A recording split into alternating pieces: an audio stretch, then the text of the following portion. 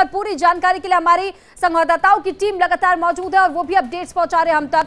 अब तुषार और संदीप से तो हमने जान लिया, लेकिन अब जम्मू कश्मीर का हम रुख करेंगे, रमन सैनी से हम जान लेते हैं। रमन, क्योंकि जम्मू कश्मीर में धारा 370 एक अहम मुद्दा रहा। कांग्रेस ने अपने मैनिफेस्टो में इस बात का जिक्र किया कि अगर हमारी सरकार वापस आती है तो 370 को दोबारा से लागू किया जाएगा, जबकि संकल्प पत्र में एक और जहां आर्मी फोर्सेस को मजबूत करने की बात कही जाती है, तो विकसित भारत की बात भी कही जाती है और आतंकवाद के सफाई की बात कही जाती है।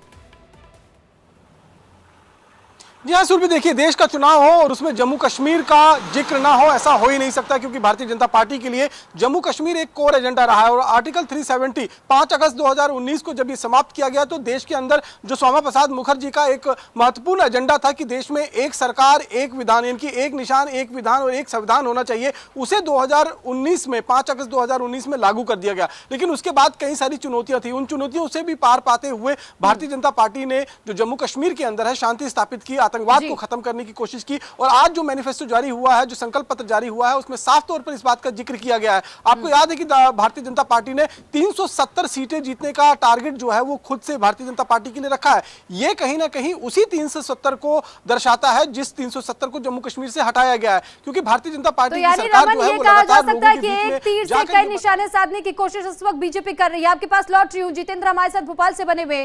जितेंद्र, अगर मध्य प्रदेश की बात की जाए तो मध्य प्रदेश को खासतौर पर टूरिज्म के लिए बहुत ज्यादा फोकस में रखा जाता है और ऐसे में प्रधानमंत्री नरेंद्र मोदी ने तमाम बातों के साथ में टूरिज्म पर भी फोकस करने की बात कही है। कितना बदलाव इस संकल्प पत्र के लागू होने के बाद से संभावनाएं बदलेंगी मध्य प्रदेश के लिए या फिर पूरे भारतवर्ष के लिए? बिल्कुल, देखिए पूरे भारतवर्ष की हम बात करें तो जाहिर सी बात है कि मध्य प्रदेश को टूरिज्म के तौर पे भी देखा जाता है। तो और ऐसे में अगर हम आवागमन की बात करें तो देखिए साफ तौर पे परिवहन सेवाओं में किस तरह से आसानी की जा सकती है, किस तरह से आगे बढ़ाया जा सकता है, साथ ही साथ शहरों का डेवलपमेंट कैसे किया जा सकता है, तमाम बातों को इस घोषणा पत्र में रखा गया था। कि कुछ लोग भी मेरे साथ मौजूद है, सीधे उनसे भी बात कर लेता हूँ। इस बार जो फोकस किया गया है वो शहरों पर फोकस किया गया है, तमाम चीजों पर फोकस किया गया है। इस घोषणा पत्र को आप किस तरह से देख रहे हैं?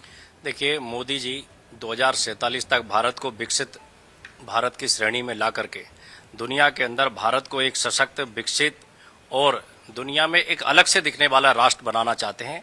और ये संकल्प पत्र एक प्रकार से इसी बात का प्रमाण है कि भारतीय जनता पार्टी की हमारी सरकार मोदी जी के नेतृत्व में, मोदी की गारंटी का मतलब है गरीब के सिर पर पक्की छत, मोदी की गारंटी का मतलब है गरीब के घर में नल से जल। मोदी की गारंटी 2024 में कैसे लागू होगी ये हर कोई जानना चाहता है और 2024 के लक्ष्य को भेदना खुद भी बीजेपी भी चाहती है और एनडीए की भी प्रचंड जीत की तैयारी है। लेकिन फिलहाल यहाँ रुक रहे एक छोटे से ब्रेक के लिए। ब्रेक के बाद एक बार फिर से अपडेट्स के लिए हम अपने तमाम संवाददाताओं के पास लौटेंगे, बने रहिएगा।